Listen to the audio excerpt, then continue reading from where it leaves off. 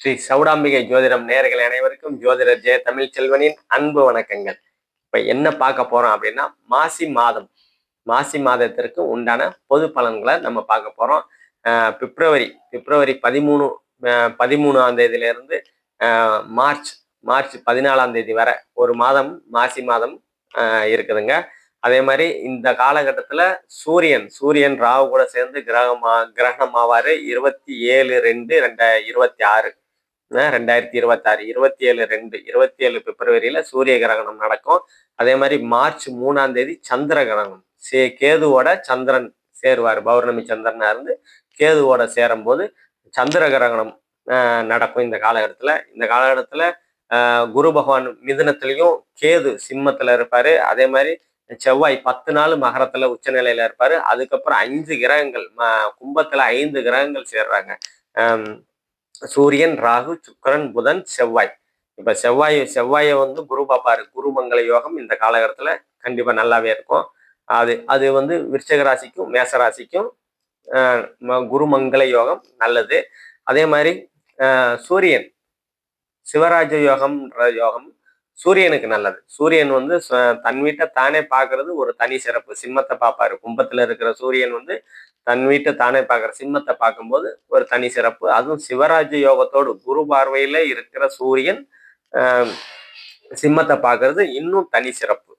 இன்னும் ஒரு தனி சிறப்பு என்ன அப்படின்னா, சுக்கிர பகவான் இந்த காலகட்டத்துல உச்சமடைவார். மீனத்துல சுக்கிரன் வந்து கடைசி 10 நாள் வந்து உச்சமாக இருக்கக்கூடிய சூழ்நிலைகள்லாம் இதுவும் தனி சிறப்பு. இந்த காலகட்டத்துல ஒரு 4-5 தனி சிறப்புகள். அதனால வந்து எல்லா ராசிக்கும் எப்படிலாம் நல்ல நல்ல பலன்கள் நடக்க போகுதுன்னு இப்போ ஒவ்வொரு ராசிக்கும் உண்டான பொது பலன்களை பார்ப்போம். நம்ம சேனலை லைக் பண்ணுங்க, ஷேர் பண்ணுங்க, சப்ஸ்கிரைப் பண்ணுங்க. இது 3 பண்ணுங்க. இப்ப ஒவ்வொரு ராசிக்கும் உண்டான தனித்தனி பலன்களை பார்ப்போம்.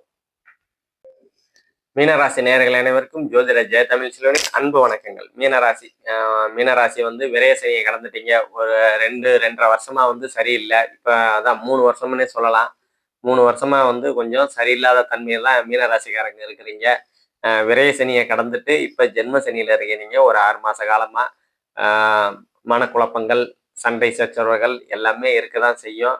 சரியா? அதை எல்லாமே வந்து அட்ஜஸ்ட் பண்ணி கடந்து போகிறது உங்களுக்கு நல்லது. என்னதான் இருந்தாலும் இப்போ உங்க ராசிக்கு வந்து சுக்கிரன் வராருங்க, உச்ச சுக்கிரன் வராரு. அதனால கொஞ்சம் ரிலாக்ஸா இருக்கும் உங்களுக்கு. எப்ப அப்படின்னா கடைசி 10 நாள் மாசி மாதத்துல கடைசி 10 நாள் உங்க ராசிக்கு ராசியிலேயே வந்து சுக்கிரன் ஒரு 10 நாள் வந்து இந்த மாதத்துல 10 நாள் கண்டிப்பா இருப்பாரு.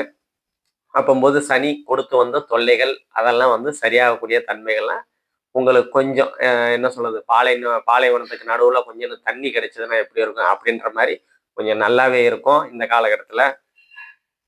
அதே மாதிரி உங்க ராசிக்கு 3ஆம் பாவத்துல பார்க்கறதுனால இளைய சகோதர சகோதரிகளால் மனக்குழப்பங்கள், கருத்து வேறுபாடுகள் இருக்கும். கவனமா கடந்து போங்க. அதே மாதிரி 4ஆம் இடத்துல குரு பகவான் இருக்கிறாரு. வீடு வாகனம் யோகங்கள்லாம் நல்லா இருக்கும். தாய் வீடு வாகனம் கல்வின்னு சொல்லுவோம்.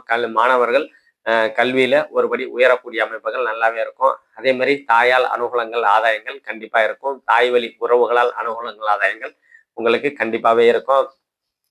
அதே மாதிரி ரொம்ப நாளா வீடு வாங்கணும், வாகனம் வாங்கணும் அப்படின்னு நினைச்சுக்கிட்டு இருந்தீங்கன்னா அந்த வீடு வாகன சேர்க்கையெல்லாம் இந்த காலகட்டத்துல கண்டிப்பா உங்களுக்கு நல்லாவே இருக்கும். அதே மாதிரி 8ஆம் இடம், உங்க ராசிக்கு 8ஆம் இடத்துல குரு பகவான் பார்க்கும்போது பிறந்த ஊரை விட்டு ஒரு 400-500 கிலோமீட்டர் தள்ளி வேலை செய்யக்கூடிய அமைப்புகள்லாம் உங்களுக்கு கண்டிப்பா இடம்பெயரக்கூடிய அமைப்புகள், அதனால் அனுகூலங்கள், ஆதாயங்கள் உங்களுக்கு கண்டிப்பா நல்ல விதமாவே இருக்கும். அதே மாதிரி ராசிக்கு 10ஆம் இடத்துல குரு பகவான் பார்க்கும்போது தொழில் ஸ்தானம், ஜீவனஸ்தானம், கர்மஸ்தானம் சொல்லுவோம்.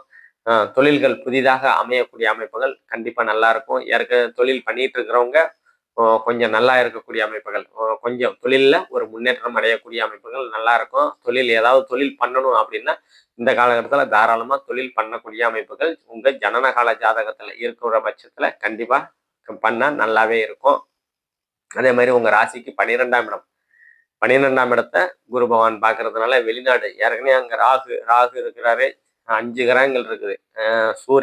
சூரியன், ராகு, சுக்கிரன், புதன், செவ்வாய் 5 கிரகங்கள் இருக்கிறதுனால ஒரு மாதிரி கலப்பு பலன்களா தான் வந்து உங்களுக்கு நடக்கும். 3 பாவர்கள் 3 சுவர்கள் தொடர்பு கொள்றதுனால வெளிநாடு அயன சயன போகஸ்தானம்னு சொல்லுவோம். ஏற்றுமதி இறக்குமதி ஸ்தானம்.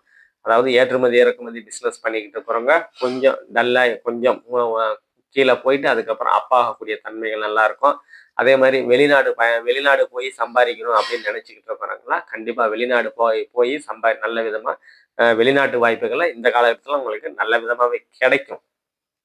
அதே மாதிரி உங்க ராசிக்கு 7ஆம் இடத்தை சனி பகவான் பார்க்கறதுனால கணவன் மனைவிக்கிடையே சிறு சிறு சண்டை சச்சரவுகள் கருத்து வேறுபாடுகள் இருக்கத்தான் செய்யும். கவனமா கடந்து போறது உங்களுக்கு நல்லது. என்னதான் இருந்தாலும் சுக்கிரன் கடைசி 10 நாளைக்கு சுக்கிரன் வந்து உங்க ராசிக்கு வந்துடுறதுனால 7ஆம் இடத்தை பார்க்கும்போது கணவன் மனைவிக்கிடையே இருந்து வந்த குழப்பங்கள் கருத்து வேறுபாடுகள் அதெல்லாம் சரியாகக்கூடிய தன்மைகளை சுக்கிரன் கடைசி 10 நாளைக்கு கண்டிப்பா கொடுப்பாரு. ஏற்கனவே பிரிந்து இருந்த கணவன் மனைவிங்கெல்லாம் இப்ப கணவன் மனைவி அவங்கெல்லாம் இப்ப சேரக்கூடிய அமைப்புகள் கடைசி 10 நாளைக்கு கண்டிப்பா சுக்கிரன் பகவான் கண்டிப்பா கொடுப்பாரு.